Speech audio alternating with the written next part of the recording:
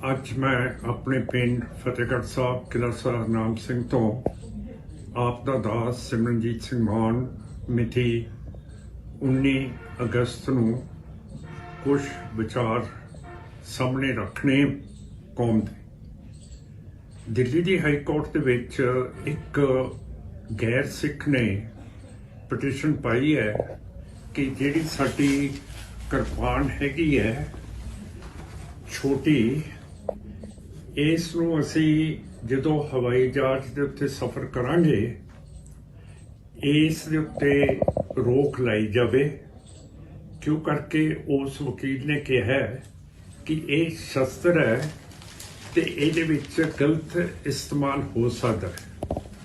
ਸਿੱਖਾਂ ਦੇ ਉੱਤੇ ਬਹੁਤ ਭਾਰੀ ਜ਼ਬਰ ਹੋਇਆ। ਤੁਹਾਨੂੰ ਪਤਾ ਹੈ 1999 ਦੇ ਵਿੱਚ ਮੈਨੂੰ ਸਿੱਖ ਕੌਮ ਨੇ ਫਤਵਾ ਦਿੱਤਾ ਸੀਗਾ ਕਿ ਮੈਂ ਪਾਰਲੀਮੈਂਟ ਦੇ ਵਿੱਚ ਜਾ ਕੇ ਸਿੱਖਾਂ ਦੇ ਉੱਤੇ ਜੋ ਜ਼ੁਲਮ ਤੇ ਨਸਲਕੁਸ਼ੀ ਹੋਈ ਹੈ ਉਹਦੇ ਬਾਰੇ ਲੜਾਂ, ਬੋਲਾਂ ਔਰ ਕੰਮ ਕਰਾਂ।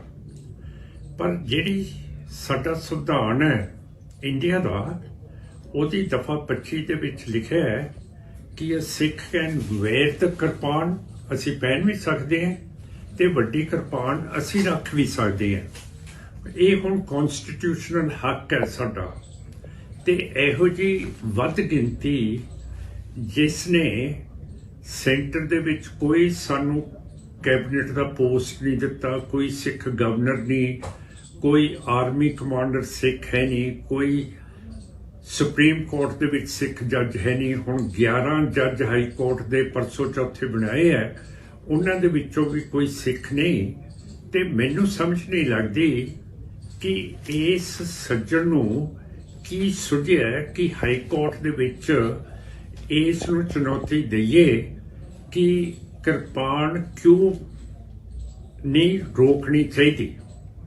ਹੁਣ ਗੱਲ ਇਹ ਹੈ ਕਿ ਜੇ ਆਪਾਂ ਇਹੋ ਜਿਹੀ ਮਤਸਵੀ ਗੱਲ ਕਰਾਂਗੇ, ਮੈਂ ਕਹੂੰਗਾ ਕਿ ਜਿਹੜੇ ਹਿੰਦੂ ਸਾਡੇ ਭਰਾ ਜਨੇਊ ਪਹਿਨਦੇ ਹੈ, ਜਿਹਦੇ ਪਿੱਛੇ ਗੁਰੂ ਤੇਗ ਬਹਾਦਰ ਸਾਹਿਬ, ਗੁਰੂ ਨਾਨਕ ਸਾਹਿਬ ਨੇ ਤਾਂ ਜਨੇਊ ਬਿਲਕੁਲ ਸਦਾ ਦੇ ਲਈ ਛੱਡਤਾ ਸੀ, ਪਰ ਉਹਦੀ ਰੱਖਿਆ ਦੇ ਲਈ ਆਪਣੀ ਸ਼ਹਾਦਤ ਦਿੱਤੀ ਹੈ।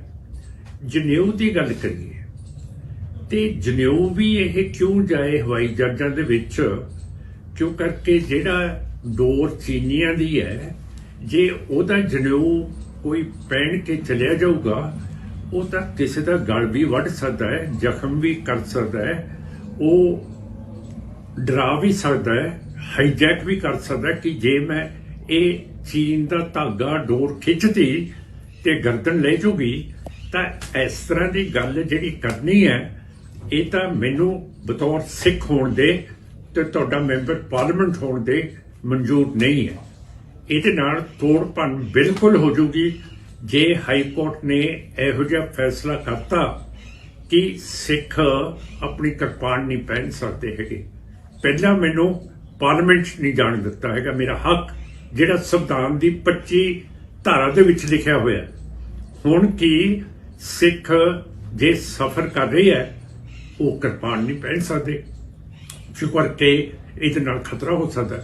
ਫਿਰ ਜਨੇਊ ਜਿਹਨੇ ਸ਼ਰਾਰਤ ਕਰਨੀ ਹੈ ਉਹ ਚੀਨ ਦੀ ਡੋਰ ਦਾ ਧਾਗਾ ਜਨੇਊ ਬਣਾ ਕੇ ਪਹਿਨ ਕੇ ਚਲਿਆ ਜਾਵੇ ਤਾਂ ਉਹ ਵੀ ਤਾਂ ਬਹੁਤ ਖਤਰਨਾਕ ਹੈ। ਤੇ ਫੈਸਲਾ ਹੋਣਾ ਚਾਹੀਦਾ ਜੇ ਸਿੱਖਾਂ ਦੀ ਕਿਰਪਾਨ ਲਾਉਣੀ ਹੈ ਤੇ ਜਨੇਊ ਵੀ ਨਾਲ ਲੱਥੂਗਾ। ਵਾਹਿਗੁਰੂ ਜੀ ਕਾ ਖਾਲਸਾ, ਵਾਹਿਗੁਰੂ ਜੀ ਕੀ ਫਤਿਹ।